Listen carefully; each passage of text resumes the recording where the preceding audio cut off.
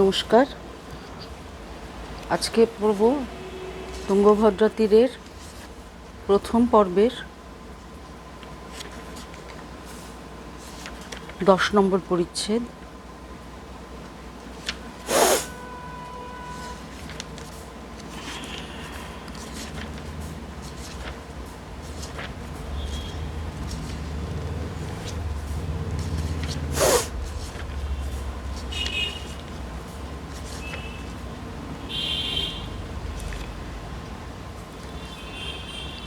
ঝড় থামিয়াছে। মেঘের অন্ধকার অপসারিত হইবার পূর্বেই রাত্রির অন্ধকার নামিয়াছে। বর্ষণ ধৌত আকাশে তারাগুলি উজ্জ্বল। তুঙ্গভদ্রার স্রোত আবার শান্ত হইয়াছে। তীরবর্তী প্রাসাদগুলির দ্বীপরশ্মি নদীর জলে প্রতিফলিত হইয়া কাঁপিতেছে। কেবল হেমকূট শিখরে এখনও অগ্নিস্তম্ভ জ্বলে নাই। এই অবকাশে ঝঞ্ঝাহত মানুষগুলির হিসাব লওয়া যাইতে পারে।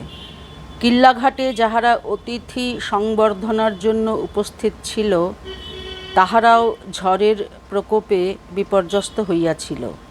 বস্ত্রতোরণ উড়িয়া গিয়া নদীর জলে পড়িয়াছিল। হাতিগুলা ভয় পাইয়া একটু দাপাদাপি করিয়াছিল। তাহার ফলে কয়েকজন সৈনিকের হাত পা ভাঙিয়াছিল, আর বিশেষ কোনো অনিষ্ট হয় নাই।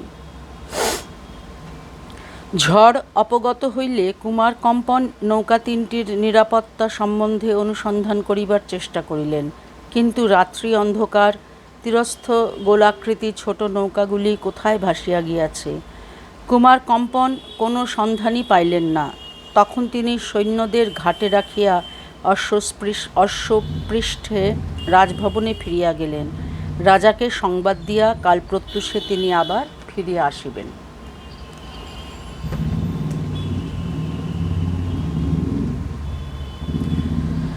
নৌকা তিনটি ঝড়ের আঘাতে পরস্পর বিচ্ছিন্ন হইয়া পড়িয়াছিল, কিন্তু ডুবিয়া যায় নাই। অগভীর জলে বা নদীমধ্যস্থ দ্বীপের শিলাসৈকতে আটকাইয়া গিয়াছিল। নাবিক ও সৈন্যদের মধ্যে যাহারা ছিটকাইয়া জলে পড়িয়াছিল, তাহারাও কেহ ডুবিয়া মরে নাই। জল ও বাতাসের তাড়নে কোথাও না কোথাও ডাঙার আশ্রয় পাইয়াছিল। ময়ূরপঙ্খী নৌকায় মণিকঙ্কনা ও বৃদ্ধ রসরাজ আটক পড়িয়াছিলেন। তাহাদের প্রাণের আশঙ্কা ছিল না বটে, কিন্তু বিদ্যুন্মালা, চিপিটক এবং মন্দোদরীর জন্য তাহাদের প্রাণে নিদারুণ ত্রাস উৎপন্ন হইয়াছিল। মণিকঙ্কনা ব্যাকুলভাবে কাঁদিতে কাঁদিতে ভাবিতেছিল, কোথায় গেল বিদ্যুন্মালা? মামা ও মন্দোদরীর কি হইল? তাহারা কি সকলেই ডুবিয়া গিয়াছে? মামা ও মন্দোদরী ডুবিয়া যায় নাই, দুইজনে একসঙ্গে জলে নিক্ষিপ্ত হইয়াছিল। রসরাজ মণিকঙ্কনাকে সান্ত্বনা দিবার ফাঁকে ফাঁকে প্রাণপণে ইষ্টমন্ত্র জপ করিতেছিলেন। কেহই সাঁতার জানে না। মামার পক্ষীর ন্যায় শীর্ণ দেহটি ডুবিয়া যাইবার উপক্রম করিল। মন্দোদরীর কিন্তু ডুবিবার কোনো লক্ষণ দেখা গেল না। তাহার বিপুল বপু তরঙ্গ শীর্ষে শূন্য কলসের ন্যায় নাচিতে লাগিল। মামা ডুবিয়া যাইতে যাইতে মন্দোদরীর একটা পা নাগালের মধ্যে পাইলেন। তিনি মরিয়া হইয়া তাহা চাপিয়া ধরিলেন। ঝড়ের টানাটানি তাহার বজ্রমুষ্টিকে শিথিল করিতে পারিল না। কিন্তু চিপিটক ও মন্দোদরীর প্রসঙ্গ এখন থাক। বিদ্যুন্মালা নদীমধ্যস্থ একটি দ্বীপের সিক্ত সৈকতে শুইয়াছিলেন। চেতনা ফিরিয়া পাইয়া অনুভব করিলেন তাহার বসন আর্দ্র। মনে পড়িয়া গেল তিনি নদীতে ডুবিয়া গিয়াছিলেন। তারপর বিদ্যুৎ চমকের ন্যায় পরিপূর্ণ স্মৃতি ফিরিয়া আসিল। তিনি ধীরে ধীরে চোখ খুলিলেন। চোখ খুলিয়া তিনি প্রথমে কিছু দেখিতে পাইলেন না। ভিতরের অন্ধকার ও বাহিরের অন্ধকার প্রায় সমান। ক্রমে সূচির ন্যায় সূক্ষ্ম আলোকের রশ্মি তাহার চক্ষুকে বিদ্ধ করিল। আকাশের তারা কি? আশেপাশে আর কিছু দেখা যায় না। তখন তিনি গভীর নিঃশ্বাস ত্যাগ করিয়া সন্তর্পণে উঠিয়া বসিবার উপক্রম করিলেন। কে যেন শিয়রে বসিয়া তাহার মুখের পানে চাহিয়াছিল। হ্রস্বকণ্ঠে বলিল, এখন বেশ সুস্থ মনে হচ্ছে। বিদ্যুন্মালা চক্ষু বিস্ফারিত করিয়া চাহিলেন, কিন্তু কাহাকেও দেখিতে পাইলেন না। অন্ধকারের মধ্যে গাঢ়তর অন্ধকারের একটা পিণ্ড রহিয়াছে মনে হইল। তিনি স্খলিত স্বরে বলিলেন, কে? শান্ত আশ্বাস ভরা উত্তর হইল, আমি অর্জুন বর্মা। ক্ষণকাল উভয়ে নীরব। তারপর বিদ্যুন্মালা ক্ষীণ বিস্ময়ের সুরে বলিলেন, অর্জুন বর্মা? আমি ঝড়ের ধাক্কায় জলে পড়ে গিয়েছিলাম। কিছুক্ষণের জন্য নিঃশ্বাস রোধ হয়ে গিয়েছিল। তারপর কে যেন আমাকে টেনে নিয়ে চলল। আর কিছু মনে নাই। এ কোন স্থান? অর্জুন বর্মা বলিল, বোধহয় নদীর একটা দ্বীপ। আপনি শরীরে কোনো ব্যথা অনুভব করছেন কি? বিদ্যুন্মালা নড়িয়া চড়িয়া বসিলেন, বলিলেন, না, কিন্তু আমি চোখে কিছু দেখতে পাচ্ছি না। অর্জুন বর্মা বলিল, অন্ধকার রাত্রি, তাই কিছু দেখতে পাচ্ছেন না। আকাশের পানে চোখ তুলুন, তারা দেখতে পাবেন। বিদ্যুন্মালা ঊর্ধ্বে চাহিলেন। হ্যাঁ, ওই তারার পুঞ্জ। প্রথম চক্ষু মেলিয়া তাহাদের দেখিয়াছিলেন, এখন যেন তাহারা আরও উজ্জ্বল হইয়াছে। অর্জুন বর্মা বলিল, পিছন দিকে ফিরে দেখুন, হেমকূট চূড়ায় ধুনি জ্বলছে। হেমকূট চূড়ায় প্রত্যহ সূর্যাস্তের সঙ্গে সঙ্গে ধুনি জ্বলে। আজ বৃষ্টির জলে ইন্ধন সিক্ত হইয়াছিল, তাই ধুনি জ্বলিতে বিলম্ব হইয়াছে। বিদ্যুন্মালা দেখিলেন, দূরে গিরিচূড়ায় ধূমজাল ভেদ করিয়া অগ্নির শিখা উত্থিত হইতেছে। সেদিক হইতে দৃষ্টি ফিরাইয়া বিদ্যুন্মালা অর্জুন বর্মার দিকে চাহিলেন। মনে হইল যেন সুদূর ধুনির আলোকে অর্জুন বর্মার আকৃতি ছায়ার ন্যায় দেখা যাইতেছে। এতক্ষণ বিদ্যুন্মালার অন্তরের সমস্ত আবেগ যেন মূর্ছিত হইয়াছিল। এখন স্ফুলিঙ্গের ন্যায় একটু আনন্দ স্ফুরিত হইল। অর্জুন বর্মা, আপনাকে আমি দেখতে পাচ্ছি। এই পর্যন্ত বলিয়াই তাহার আনন্দটুকু নিভিয়া গেল। তিনি উদ্বেগ সংহত কণ্ঠে বলিলেন, কিন্তু কঙ্কনা কোথায়, মন্দোদরী কোথায়? অর্জুন বলিল, কে কোথায় আছে তা সূর্যোদয়ের আগে জানা যাবে না। আজ কি চাঁদও উঠবে না? উঠবে মধ্যরাত্রির পর। এখন রাত্রি কত? বোধহয় প্রথম প্রহর শেষ হয়েছে। রাজকুমারী, আপনার শরীর দুর্বল, আপনি শুয়ে থাকুন। বেশি চিন্তা করবেন না। দুর্বল শরীরে চিন্তা করলে দেহ আরও নিস্তেজ হয়ে পড়বে। আর আপনি? আমি পাহারায় থাকব। এই অসহায় অবস্থাতেও বিদ্যুন্মালা পরম আশ্বাস পাইলেন। দুই চারিটি কথা বলিয়াই তাঁহার শরীরের অবশিষ্ট শক্তি নিঃশেষিত হইয়াছিল। তিনি আবার বালুশয্যায় শয়ন করিলেন। কিছুক্ষণ চক্ষু মুদিয়া শুইয়া থাকিবার পর তাঁহার ক্লান্ত চেতনা আবার সুপ্তির অতলে ডুবিয়া গেল। বিদ্যুন্মালার চেতনা সুষুপ্তির পাতাল স্পর্শ করিয়া আবার ধীরে ধীরে স্বপ্নলোকের অচ্ছাভ স্তরে উঠিয়া আসিল। তিনি স্বপ্ন দেখিলেন, সেই স্বপ্ন যাহা পূর্বে একবার দেখিয়াছিলেন। স্বয়ংবর সভায় অর্জুন মৎস্য চক্ষু বিদ্ধ করিয়া রাজকুমারীর সম্মুখে নতজানু হইলেন। বলিলেন, রাজকুমারী, দেখুন, চাঁদ উঠেছে। বিদ্যুন্মালা চক্ষু মেলিয়া দেখিলেন, অর্জুন বর্মা তাহার মুখের ওপর ঝুঁকিয়া বলিতেছে, রাজকুমারী, দেখুন, চাঁদ উঠেছে। স্বপ্নের অর্জুন ও প্রত্যক্ষের অর্জুন বর্মার আকৃতিগত কোনো প্রভেদ নাই। চাঁদ অবশ্য অনেক আগেই উঠিয়াছিল। দিকচক্র হইতে প্রায় এক রাশি ঊর্ধ্বে আরোহণ করিয়াছিল। কৃষ্ণপক্ষের ক্ষীয়মান চাঁদ, কিন্তু পরশু ফলকের ন্যায় উজ্জ্বল। তাহারই আলোকে বিদ্যুন্মালার ঘুমন্ত মুখখানি পরিস্ফুট হইয়া উঠিয়াছিল। মুক্তবেণী চুলগুলি বিশ্বস্ত হইয়া মুখখানিকে বেষ্টন করিয়া রাখিয়াছিল। মহার্ঘ বস্ত্রটি বালুকালিপ্ত অবস্থায় নিদ্রা শীতল দেহটিকে অযত্ন ভরে আবৃত করিয়াছিল। সব মিলিয়া যেন একটি শৈবালবিদ্ধ কুমুদিনী ঝড়ের আক্রোশে উন্মূলিত হইয়া তটপ্রান্তে নিক্ষিপ্ত হইয়াছে। অর্জুন বর্মা মোহাচ্ছন্ন চোখে ওই মুখখানির পানে চাহিয়াছিল। তাহার দৃষ্টিতে লুব্ধতা ছিল না, মনে কোনো চিন্তা ছিল না।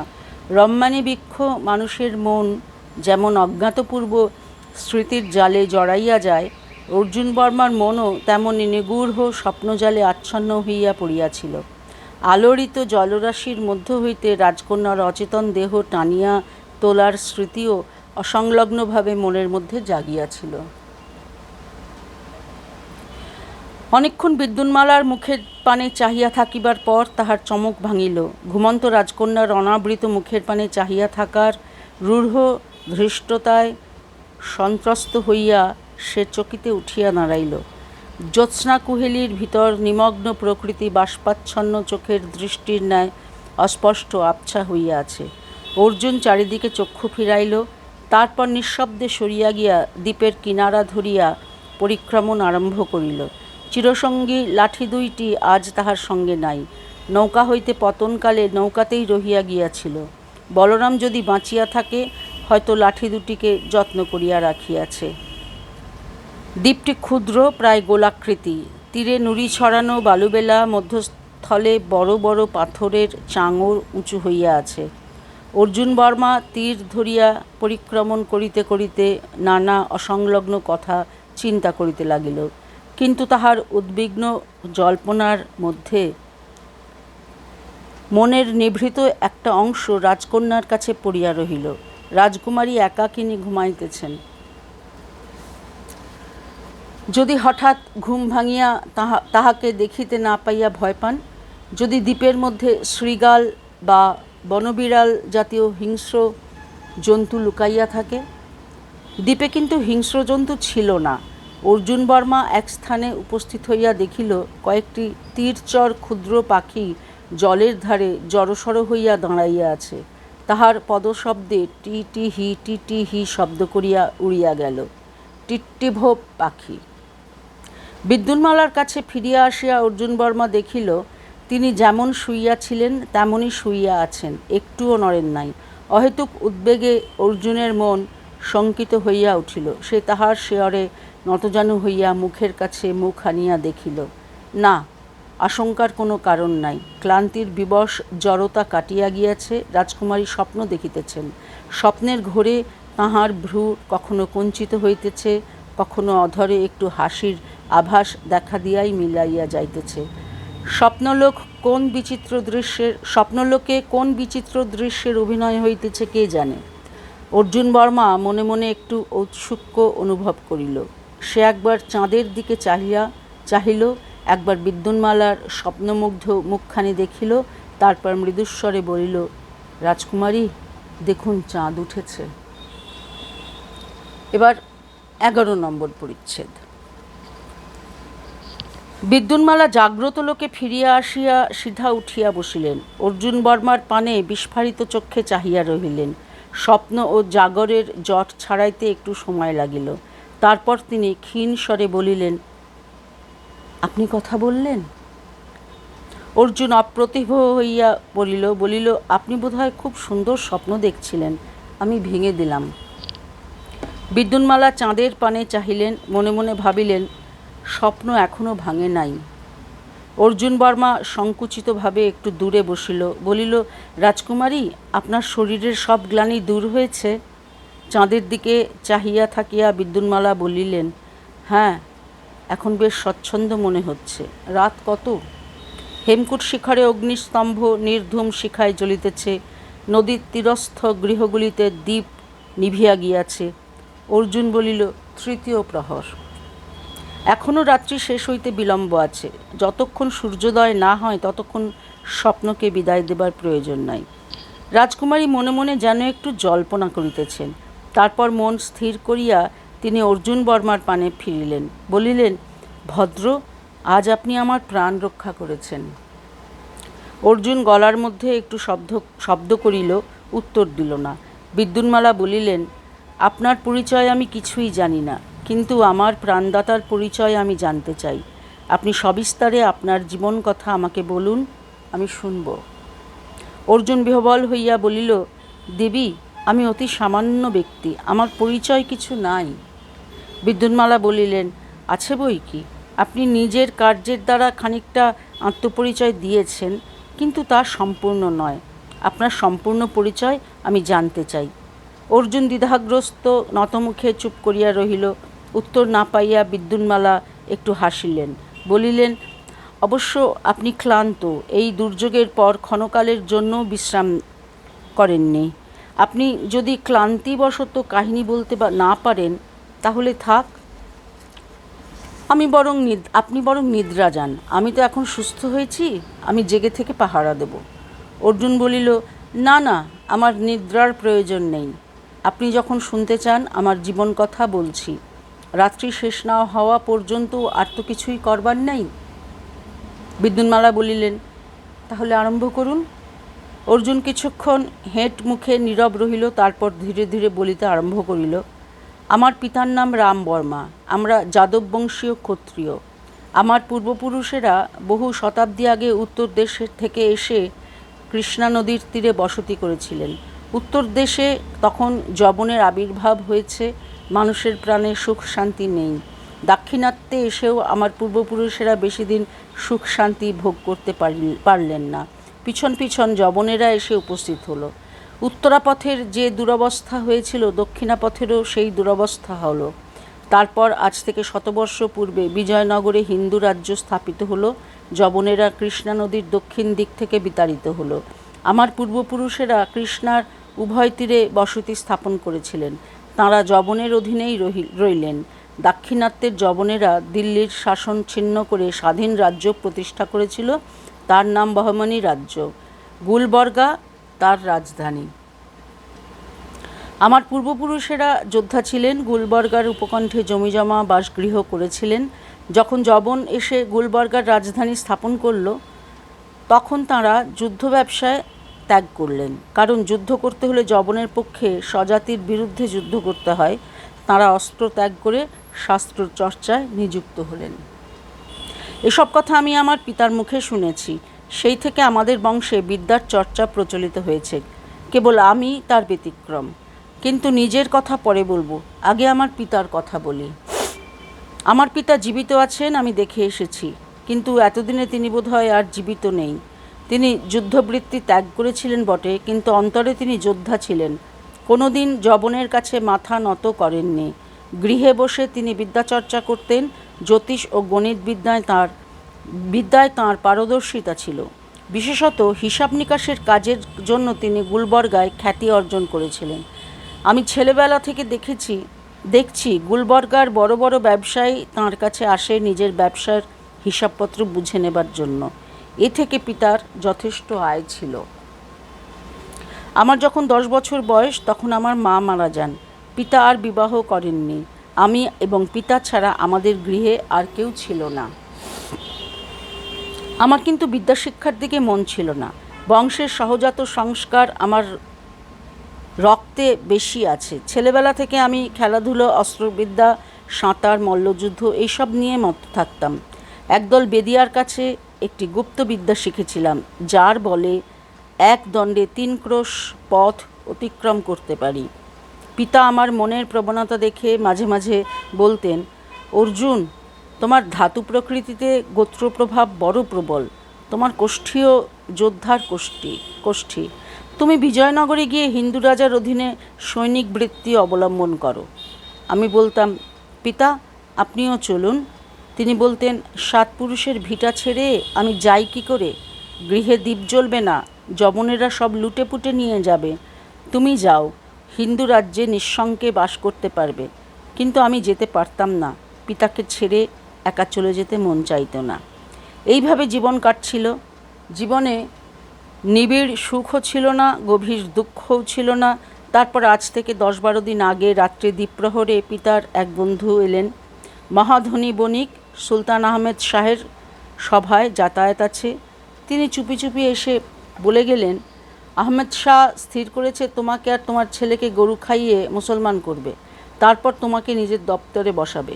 কাল সকালেই সুলতানের সিপাহীরা আসবে তোমাদের ধরে নিয়ে যেতে। পিতার মাথায় বজ্রাঘাত। সংবাদদাতা যেমন গোপনে এসেছিলেন তেমনই চলে গেলেন।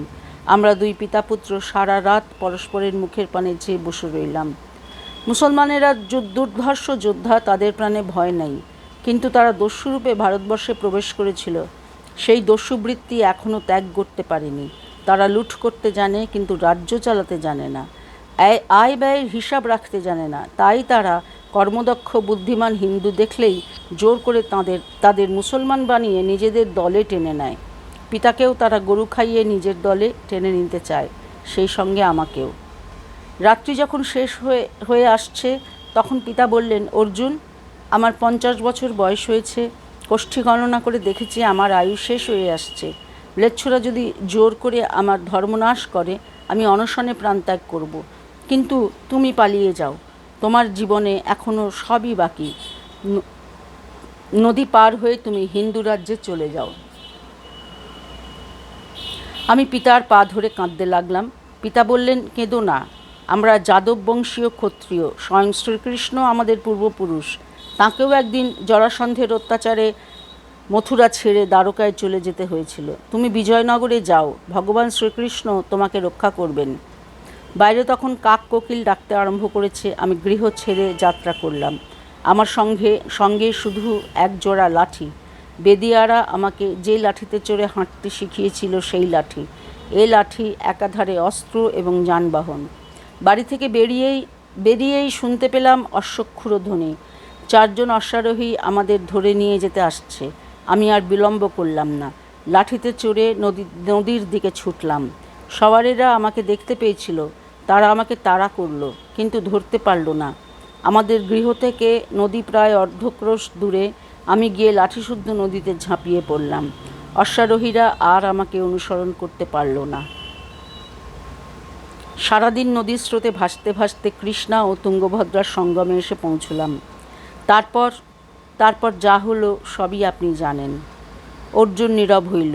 বিদ্যুন্মালা নতমুখে শুনিতেছিল। চোখ তুলিয়া সম্মুখে চাহিলেন। চন্দ্রের প্রভা ম্লান হইয়া গিয়াছে। পূর্বাকাশে শুকতারা দপদপ করিতেছে। আজ এই পর্যন্ত। এবং আরেকটি তথ্য দেওয়ার, সেটা হচ্ছে যে তুঙ্গভদ্রা তীরের প্রথম পর্ব এখানেই শেষ। এরপরে যেটা আসছে স্বাভাবিকভাবেই সেটা দ্বিতীয় পর্ব। তো সেটা নিয়ে আরেকদিন আসা যাবে। আজ এই পর্যন্ত। নমস্কার।